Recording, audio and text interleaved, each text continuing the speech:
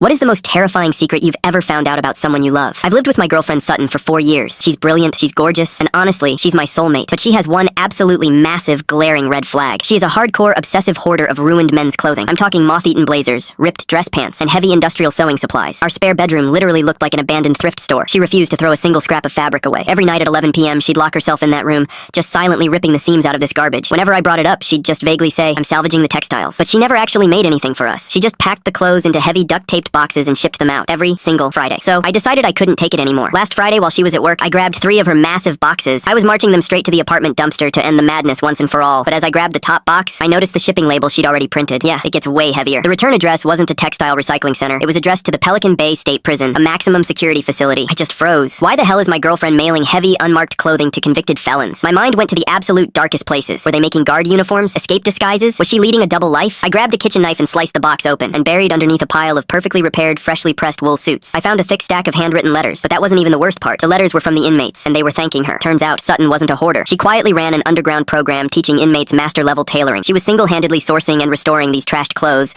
so every single man had a custom-fitted suit for his parole hearing and his first job interview. When she walked in from work, I was just sitting on the living room floor surrounded by the letters. I looked up at her and asked, "Why didn't you just tell me?" She completely froze. She looked down at the open boxes, her face dropping in pure heartbreak. "Because your older brother was killed by a parolee," she said quietly. "I know how much you absolutely hate the prison system. I didn't want my work to trigger your trauma in your own home. I spent 4 years thinking my girlfriend was losing her mind, when in reality, she was quietly trying to fix the world without breaking my heart."